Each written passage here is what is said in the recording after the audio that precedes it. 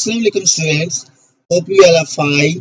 Students, आज हम bio class 9 chapter number 7 exercise multiple choice questions solve करेंगे। So let's start. First MCQ है हमारे पास, which is true about enzyme. Enzyme के बारे में क्या ट्रू है इनमें से?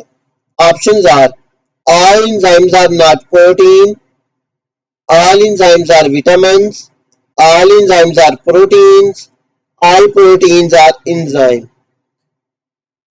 वेरी इजी बच्चों, इसका आंसर है option C, all enzymes are proteins. बच्चों हमने पढ़ा था जब एंजाइम्स वाला टॉपिक, हमने क्या कहा था कि enzymes are protein in nature, के जितने भी एंजाइम्स है प्रोटीन है basically, all enzymes are proteins. तो option C is correct. Next MCQ is lock and key hypothesis of enzyme action supports that।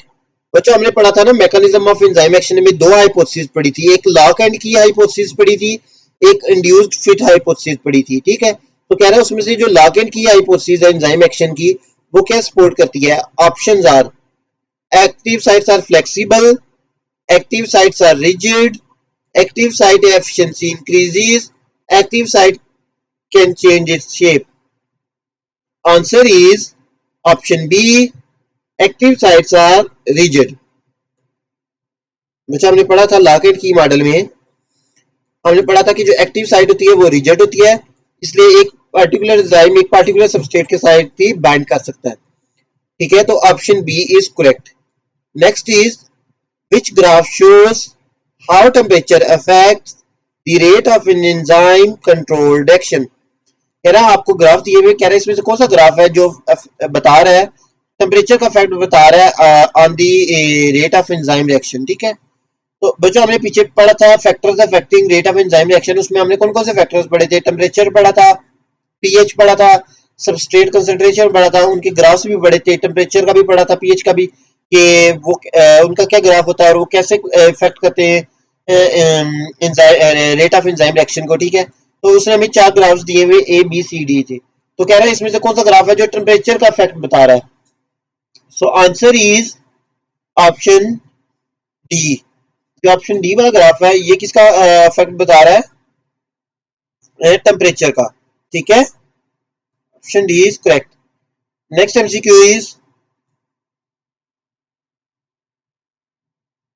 What is true about cofactors, कि कह रहा है इनमें से कोफैक्टर्स के बारे में क्या करेक्ट है? Options are break hydrogen bond in protein, help facilitate enzyme activity, increase activation energy, are composed of proteins। बच्चों हमने पढ़ा था कोफैक्टर्स क्या होते हैं बेसिकली, हमने कहा था कि मोस्टली एंजाइम तो प्रोटीन ही होते हैं, लेकिन सम टाइम क्या होता है कि एंजाइम को एक नॉन प्रोटीन पार्ट भी रिक्वायर्ड होता है अपनी एक्टिविटी परफॉर्म करने के लिए, जिसको हम कोफैक्टर कहते हैं।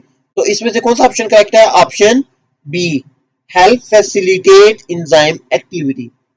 Option B is correct. ये जो कोफैक्टर के बारे में क्या ट्रू है कि ये फैसिलिटेट करते हैं हेल्प एंजाइम की एक्टिविटी में। ठीक है, हेल्प करते हैं।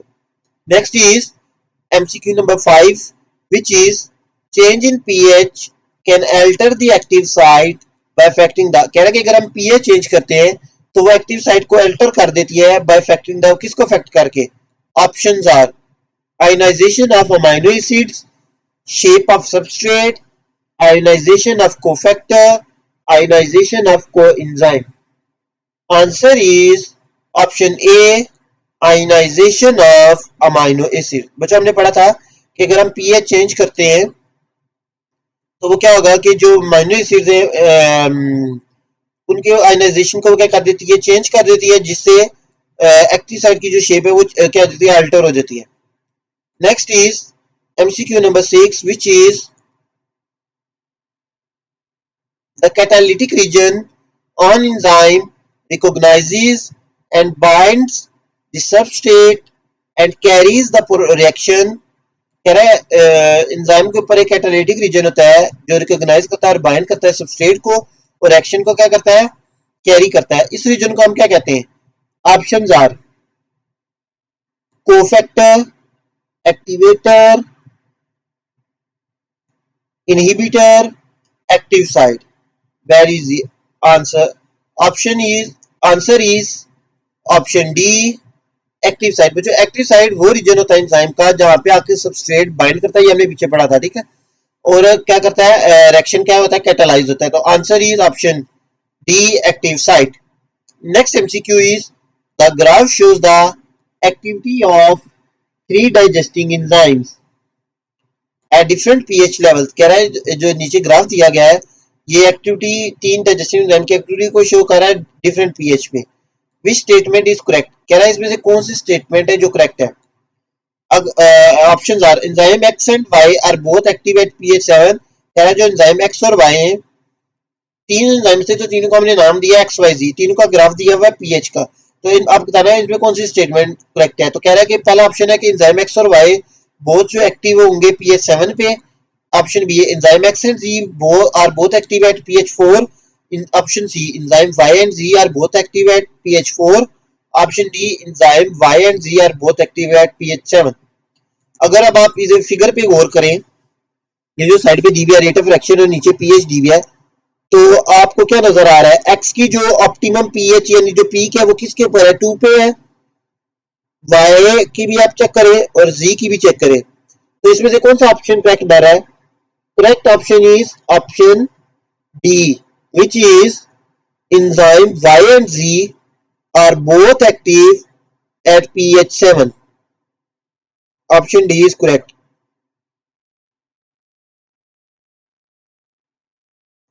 अगर आप ये देखें Y और Z के, Y की जो पीक है वो 6 और 8 के बीच में है, Z की भी जो पीक है वो 6 और 8 के बीच में, तो ये दोनों किस पे एक्टिव है, pH 7 पे। तो option D is correct. Next is the diagram shows an amylase molecule catalyzing the breakdown of starch molecule which are labeled parts P, Q, R and S। कह रहा है ये जो डायग्राम दी हुई है ना हमें नीचे, ये एक अमाइलेज मॉलिक्यूल को शो कर रही है जो एक स्टार्च मॉलिक्यूल की ब्रेक डाउन कर रहा है। कह रहा है ये जो लेबल पार्ट्स है P, Q, R and S ये क्या है, ठीक है। ऑप्शंस आर के देखें, ये ऊपर दिया हुआ enzyme, product, substrate and active site के। कह रहा है जो पी वाला ये एंजाइम है, क्यू प्रोडक्ट है, आर सबस्ट्रेट है, एस एक्टिव साइट है। ऑप्शन बी है R S P Q, option C S P Q and R and option D S R P and Q. तो जो बच्चों करेक्ट ऑप्शन है वो है option D, S R P and Q. अब अगर आप फिगर पे गौर करें तो जो हमारे पास एस है, ये देखिए ये क्या है, ये एक एंजाइम है, ठीक है। और जो हमारे पास आर है ये क्या है, हमारे पास ये वो है प्रोडक्ट है। देखिए पी क्या है, सबस्ट्रेट है। पहले एंजाइम एस एंजाइम है, उसने पी सबस्ट्रेट के साथ रिएक्ट किया है तो क्या कर बना दिया आर प्रोडक्ट। और क्यू जो क्या है हमारे पास वो एक्टिव साइट है जहां पे आके वो बाइंड किया है पी सबस्ट्रेट, ठीक है। तो option D is correct. Next MCQ is glycolysis is the breakdown of, के ग्लाइकोलिसिस किसकी ब्रेकडाउन है। Options are fructose, glucose, lactose, maltose. Answer is option B, glucose. बच्चा हम पढ़ चुके हैं ग्लाइकोलिसिस किसकी है, breakdown of glucose. Next MCQ is the mechanism of ATP synthesis. कह रहा है कि जो एटीपी सिंथेसिस का मैकेनिज्म है उसका हम क्या कहते हैं। Options are phosphorylation, photosynthesis, respiration, glucose। Answer is option A, phosphorylation. बच्चों जो एटीपी की सिंथेसिस है उसको हम कहते हैं phosphorylation. Next MCQ is in anaerobic respiration pyruvic acid changes to. कह रहा है बच्चों हमें पढ़ी थी रिस्पायरेशन की दो टाइप्स, एरोबिक एंड एनारोबिक। तो जो पहला स्टेप है ग्लाइकोलिसिस कि जिसमें ग्लूकोज जो है वो ब्रेकडाउन जब पायरोविक एसिड दोनों में सेम होता है, यानी पायरोविक एसिड दोनों में बनेगा, एरोबिक में एनारोबिक में। अब आगे से डिफरेंस आता है, अगर तो पायरोविक एसिड कन्वर्ट हो गया है लैक्टिक एसिड या अल्कोहल में तो हम उसको एनारोबिक रिस्पायरेशन कह देते हैं। तो अब क्या है कि जो एरोबिक रिस्पायरेशन है इसमें पायरोविक एसिड किस में कन्वर्ट होता है या चेंज होता है। Options are glucose, fructose, acetyl CoA, citric acid. Answer is option C acetyl CoA. बच्चों हमने पढ़ा था इसमें एरोबिक रिस्पिरेशन का पहला स्टेप था ग्लाइकोलिसिस, तो सेकंड स्टेप था फॉर्मेशन ऑफ एसिटाइल कोए, जिसमें पायरुविक एसिड से क्या बनता है, एसिटाइल कोए। ठीक है, तो answer is option C. Next MCQ is which of these uses oxygen as the final acceptor. क्या है इनमें से कौन सा प्रोसेस है जो ऑक्सीजन को यूज करता है एज फाइनल एक्सेप्टर के तौर पे। हमने कहीं पढ़ा था, याद करें कि oxygen is the final acceptor, या वो इलेक्ट्रॉन्स को क्या करता है, एक्सेप्ट करता है। Options are glycolysis, electron transport chain, Krebs cycle, photosynthesis. Answer is option B electron transport chain. ठीक है, इलेक्ट्रॉन ट्रांसपोर्ट चेन में बच्चों जो सॉरी ये फाइनल एक्सेप्टर होता है वो ऑक्सीजन होता है, तो answer is option B electron transport chain. Next MCQ is which of these produces carbon dioxide. कि इसमें से कौन सा प्रोसेस है जो कार्बन डाइऑक्साइड को प्रोड्यूस करेगा। Options are glycolysis, Krebs cycle, electron transport chain, photosynthesis.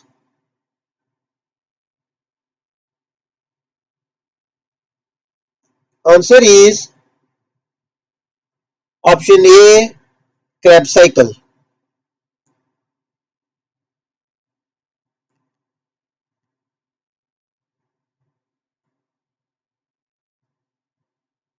Krebs cycle में बच्चों CO2 प्रोड्यूस होती है।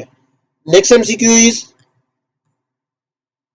What are the products of light reaction in photosynthesis. क्या हमने पढ़ा था बच्चों कि जो फोटोसिंथेसिस के दो प्रोसेस होते हैं, एक लाइट रिएक्शन होता है, एक डार्क रिएक्शन होता है, या लाइट डिपेंडेंट रिएक्शन भी कहते हैं इनको, या लाइट इंडिपेंडेंट। तो कह रहे हैं जो पहले फेज है लाइट रिएक्शन, जिनको हम कहते हैं लाइट डिपेंडेंट रिएक्शन, उसके प्रोडक्ट्स क्या है। Options are ATP, NADPH and oxygen, ATP and NADP, ATP, PGA and oxygen, PGA and oxygen.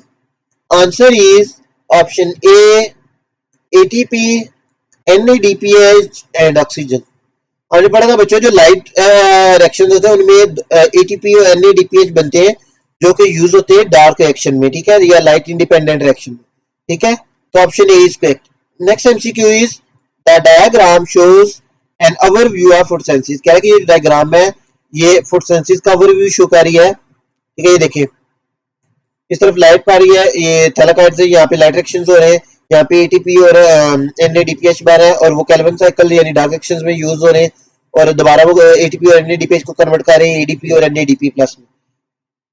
कह रहे हैं which numbered molecule is organic biomolecule. कह रहा है इनमें से कौन सा जो नंबर्ड मॉलिक्यूल है जो है वो है ऑर्गेनिक बायोमॉलिक्यूल है। अच्छा, अगर आप गौर करें 1, 2, 3 और 4 ये इन्होंने लेबल किया हुआ है डायग्राम में, ये नजर नहीं आ रहा, फिगर क्लियर नहीं है। ये ऊपर देखिए लाइट के साथ 1 लिखा हुआ है, ये नीचे क्लोरोप्लास्ट के नीचे 2, ये स्ट्रोमा के ऊपर 3 और ये नीचे 4। ठीक है, कह रहा है इनमें से कौन सा मॉलिक्यूल जो है वो ऑर्गेनिक बायोमॉलिक्यूल है। ऑप्शंस आर 1, 2, 3 और 4। Answer is option D 4। जो 4 वाला है बच्चों वो ऑर्गेनिक बायोमॉलिक्यूल है। 4 वाला क्या है बल्कि गैस करिए आप।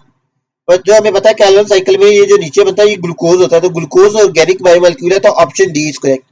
Next is which feature help plants to make most food by the process of photosynthesis. कह रहा है कौन सा फीचर है जो प्लांट्स को हेल्प करता है फोटोसिंथेसिस से फूड प्रिपेयर करने में। Options are broad and flat leaves, spiny leaves, yellow leaves, curled leaves.